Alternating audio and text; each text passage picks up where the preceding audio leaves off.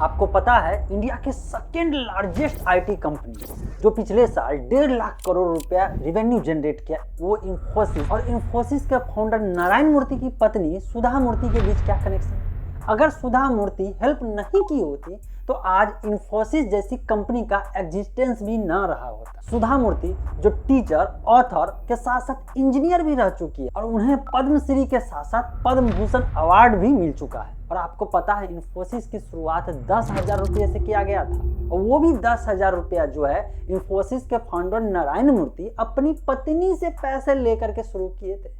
ऐसे में आप सभी लोग इंटरेस्टेड होइएगा सुधा मूर्ति के अनटोल्ड स्टोरी को जानने के लिए। तो आइए आज सुधा मूर्ति के बारे में कुछ अनटोल्ड स्टोरी को जानते हैं। सुधा मूर्ति आज के टाटा मोटर्स और उस समय के टेल्को कंपनी के फर्स्ट फीमेल इंजीनियर बनी थी। मतलब उस कंपनी में उससे पहले कोई भी इंजीनियर फीमेल हुआ ही नहीं करते। और आज के डेट में उनकी कुल संपत्ति लगभग 7.5 करोड़ से भी ऊपर है। उस जमाने में लड़की होकर के इंजीनियरिंग करना इतना आसान नहीं था जितना आज के डेट में। और आगे इसी वीडियो में सुधा मूर्ति और JRD टाटा के चिट्ठी के बारे में भी बात करेंगे। असल में इंफोसिस की कहानी नारायण मूर्ति से शुरू होती है। नारायण मूर्ति की कहानी उनकी पत्नी सुधा मूर्ति से शुरू होती है और सुधा मूर्ति की कहानी जो है उनके एक डिसीजन जो कि एकदम डिसाइड कर ली थी कि मुझे इंजीनियरिंग हर हाल में करना है, इस डिसीजन से शुरू होती है। क्यों इंजीनियरिंग करने के डिसीजन से क्यों शुरू होता है? क्योंकि उनका परिवार उनके इंजीनियरिंग करने के डिसीजन के सख्त खिलाफ थे। कोई नहीं चाहता था कि वो फीमेल होकर के इंजीनियरिंग करने जाए। अब आप सोचेंगे क्यों ऐसा क्यों? क्योंकि उस जमाने में लड़की के लिए एक लड़की होकर के इंजीनियरिंग करना सोसाइटी के लिए सुटेबल नहीं माना जाता था। मतलब फीमेल के लिए सेफ प्लेस कह सकते हैं या कह सकते हैं कि जो फैमिली उस समय थे या पहले के जमाने के लोग जो है लड़की को इंजीनियरिंग में नहीं भेजते थे।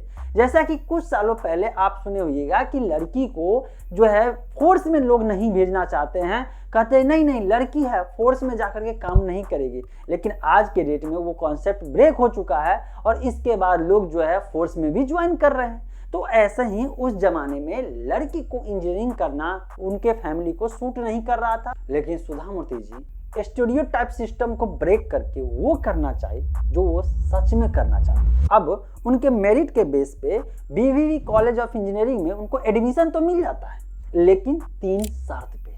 3 शर्त क्या थे वो 3 शर्त? क्यों था वो 3 शर्त? क्योंकि उस जमाने में फीमेल जो है कैंडिडेट नहीं हुआ करते थे इंजीनियरिंग में। तो ऐसे में उनको 3 शर्त हर हाल पे मानना था, तभी वो इंजीनियरिंग में पढ़ाई कर सकते थे। वो 3 शर्त क्या था? पहला ये था कि वो जो बॉयज का जो कैंटीन होता है, मतलब कि जो कैंटीन होता है उसमें जो बॉयज लोग होते हैं वहां पे उनको नहीं जाना है। दूसरा था कि उनको हर हाल में जो कॉलेज जब आना है तो साड़ी पहन के आना है। और तीसरा था कि उन्हें जो है किसी भी बॉयज के साथ कॉलेज कैंपस में बात नहीं करना है। ये 3 शर्त था और ये तीनों शर्त वो मान ली और इसके बाद वो इंजीनियरिंग की पढ़ाई शुरू कर दी। आपको जान के आश्चर्य होगा कि उस कॉलेज में फीमेल टॉयलेट तक नहीं हुआ करता था, क्योंकि फीमेल कैंडिडेट ही नहीं था, फीमेल स्टूडेंट ही नहीं था, तो फीमेल टॉयलेट की बात ही नहीं हो पा रही थी। वो तो फर्स्ट टाइम थी जो वो जो है इंजीनियरिंग में आई थी और जिस कारण से उनको कॉलेज वाले शर्त दिए थे और शर्त मानने के बाद जो उनका एडमिशन हो गया। अब आप सोचेंगे यार क्या जमाना था, लेकिन ये सच है। और वो जमाना 1960 का। जिस लड़की को इंजीनियरिंग कॉलेज में एडमिशन के लिए कॉलेज वाले इतने शर्त रखे थे, तो आप सोच के देखिए। और उनको कॉलेज में एडमिशन मिलने के बाद लड़के लोग जो है उनको कितना ज्यादा परेशान किए होंगे। बहुत ज्यादा परेशान किया करते थे, किसी तरह से चाहते थे कि वो लड़की जो है वो कॉलेज छोड़ दे, इतना परेशान किए। लेकिन ये तो डिसीजन करके आई थी कि मुझे हर हाल में पढ़ना है, मतलब पढ़ना है। और इसके बाद जो है कुछ दिनों बाद जो है 1 साल का जो एग्जाम होता है, फर्स्ट ईयर का एग्जाम हुआ और एग्जाम होने के बाद जो है वो पूरे यूनिवर्सिटी में टॉप कर जाती है। और जैसे ये टॉप करती है इसके बाद वही लड़के जो पहले इनको परेशान किया करते थे बाद में इनसे दोस्ती करना चाहे कि वो जो है उनको पढ़ाए ताकि वो भी जो है अच्छा नंबर ला सके। और वो फिर जो है और ज्यादा मेहनत करके पढ़ती है और जिसके बाद जब फाइनल ईयर का एग्जाम होता है तो पूरे स्टेट में सबसे ज्यादा नंबर लाने के कारण उन्हें गोल्ड मेडल दिया जाता है, वो भी उस समय के कर्नाटक के CM के द्वारा। अब कहानी आता है टाटा मोटर्स की। टाटा मोटर्स जो पहले इसका नाम टेल्को कंपनी हुआ करता था, इसके द्वारा वैकेंसी निकाला जाता है और वो वैकेंसी का जो ऐड होता है जब सुधा मूर्ति देखती है और उसके बाद जो उसमें जो नोट लिखा होता है, स्पेशल नोट होता है ना, वो पढ़ने के बाद इनको बहुत गुस्सा आता है। ये बात वो ईगो पे ले लेती। क्यों? क्योंकि उसमें लिखा होता है female candidate need not apply. और जब ये देखती है ना, इनको अपने ईगो पे आता है, यार फीमेल हो करके जो है क्यों नहीं अप्लाई कर सकती है।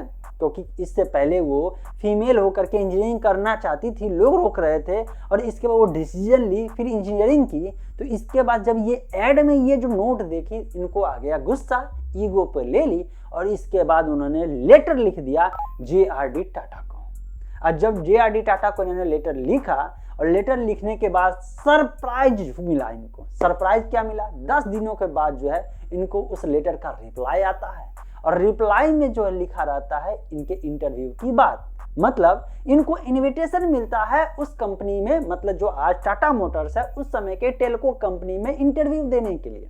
और जब इंटरव्यू इनका लिया जाता है तो फाइनली इनको सिलेक्शन ही मिलता है, और इस तरह से वो टाटा मोटर्स की फर्स्ट फीमेल इंजीनियर बनी।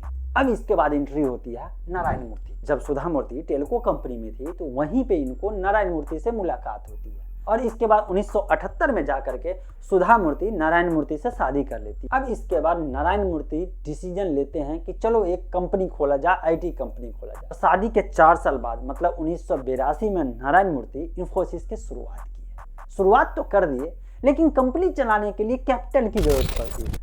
इनके पास पैसे की बहुत तंगी थी, पैसे हो नहीं रहा था। अब पैसे नहीं है तो कंपनी को रन कैसे किया जाएगा, क्योंकि उस जमाने में कंपनी चलाना अपने आप में एक बहुत टफ काम था। जहां वो जॉब कर रहे थे, जॉब के बाद छोड़ते हैं और इसके बाद डिसाइड करते हैं कि ये अपना एक कंपनी शुरुआत करेंगे। और जब भी कंपनी जब शुरुआत करते हैं, बिजनेस शुरुआत करते हैं, तो ऐसे में फंडिंग की जरूरत पड़ती है। आज आप सब सुनते हैं ना कि कभी वो स्टार्टअप है, कभी उसको कोई फंडिंग देने आ गया, कभी कोई फंडिंग देने आ गया। लेकिन उनको उस समय जब पैसे की तंगी हुई तो कोई और नहीं बल्कि इनकी पत्नी इनको हेल्प की। कैसे हेल्प की? सुधा मूर्ति जो अपने पास सेविंग इमरजेंसी फंड के लिए 10,250 रुपये करके रखी थी, उसमें से वो डिसाइड करती है, अपने पति पे भरोसा करती है, और इसके बाद वो 10,250 में से 10,000 रुपये जो है अपने पति को देती है कि ये पैसे से आप कंपनी को रन करिए। और वो 10,000 रुपये से शुरुआत किया गया कंपनी में आज 3 लाख से ज्यादा लोग काम करते हैं। पिछले साल उनका जो रेवेन्यू जनरेट हुआ वो लगभग 1.5 लाख करोड़ से ऊपर का रेवेन्यू जनरेट हुआ। ये 54 देशों में 250 के लगभग ऑफिस हैं। अब सोच सकते हैं 10,000 से शुरुआत किया गया कंपनी कैसे इतने ज्यादा ऊपर चला जाता है। क्यों? क्योंकि इनके जो फाउंडर थे, जो इनका विजन था, जो इनका सोच था, वो बहुत ही पावरफुल था। और ऐसे ही हम लोग को भी लेसन लेने की जरूरत है। आज इंफोसिस जिस भी पोजीशन पे है वो सुधा मूर्ति जी के इनिशियल सपोर्ट और अपने हस्बैंड पे भरोसे की वजह से। शुरू में सुधा जी भी इंफोसिस का पार्ट थी, लेकिन बाद में उनको रियलाइजेशन हुआ कि कोई एक मतलब कि 2 में से कोई एक जो है कंपनी पे 100% फोकस दे ताकि कंपनी का ग्रोथ हो, और उनमें से कोई एक जो है घर को भी ध्यान दे ताकि कि घर में भी जो कोई प्रॉब्लम नहीं हो। अगर वो चाहती तो नारायण मूर्ति जी जो है कंपनी छोड़ सकते थे, उनको कोई बुरा भी नहीं लगता। लेकिन फिर ये डिसाइड की कि नहीं, हस्बैंड को जो है कंपनी संभालने के लिए दिया जाए, 100% फोकस उनका कंपनी पर होना चाहिए। बाकी जो घर का जो प्रॉब्लम होता है, टेंशन होता है, उसको जो है मैनेज जो है सुधा जी खुशी खुशी करने के लिए राजी हो जाए। और खुशी खुशी उन्होंने जो है इंफोसिस को छोड़ दिया, और इसके बाद वो अपने बच्चों पे, अपने घर पे ध्यान दी। बाकी उनके हस्बैंड जो है कंपनी पे ध्यान दिए। और इसके बाद 1996 में सुधा जी ने इंफोसिस फाउंडेशन की शुरुआत की, और इस फाउंडेशन के हेल्प से देश में बहुत सारे लाइब्रेरी, बहुत सारे घर, बहुत सारे टॉयलेट बनाए गए। मतलब गरीब लोगों को हेल्प के लिए ये संस्था काम करना शुरू। और इसके बाद 2006 में उन्हें पद्मश्री अवार्ड मिला। इसके बाद रिसेंटली उन्हें पद्म भूषण अवार्ड मिला। सुधा मूर्ति का एक फिलॉसफी रहा, forgive, forget and move on. और ये चीज मैं भी इंप्लीमेंट कर रहा हूँ, और मैं चाहता हूँ कि देश के सभी लोग इसको इंप्लीमेंट करें, इसको रियलाइज करें। उनके फिलॉसफी को लोगों के साथ पहुंचाने के लिए मैं चाहता हूँ कि इस वीडियो को शेयर करें। जाते जाते एक और जानकारी दे देता हूँ। यही सुधा मूर्ति हैं जिनकी बेटी जो है ब्रिटेन के प्राइम मिनिस्टर ऋषि सुनक की भी पत्नी है। मतलब इसी सुधा जी का जो दामाद है वो ब्रिटेन के करंट में प्राइम मिनिस्टर है। कोई जानकारी कैसा लगा नीचे कमेंट में जरूर बताइएगा। हो सके तो उनके फिलॉसफी को शेयर करने के लिए इस वीडियो को भी शेयर जरूर करें।